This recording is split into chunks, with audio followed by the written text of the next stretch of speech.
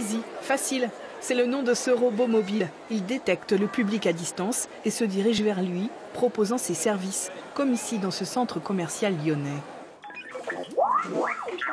À Villeurbanne depuis 2 ans, Ease Robotique développe cet humanoïde sans bras à l'allure enfantine. Il est destiné à accueillir du public sur les aires d'autoroute, dans les gares et même les aéroports. Vous faites votre check-in avec votre billet et ensuite Easy va vous emmener jusqu'à votre porte d'embarquement. Voilà. Le but du jeu, en fait, c'est vraiment, on apporte de la mobilité, on apporte de l'interactivité aux bornes d'information classiques, ce qui nous permet d'être 30 fois plus performant qu'une borne d'information normale.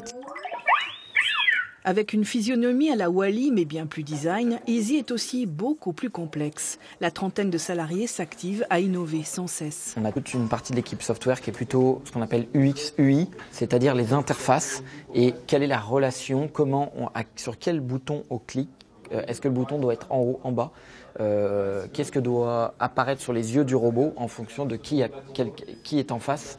On ne va pas échanger de la même manière quand c'est pour vendre un produit que pour guider quelqu'un. Pour l'instant, grâce à des imprimantes 3D, chaque pièce du robot est façonnée dans les locaux de la start-up.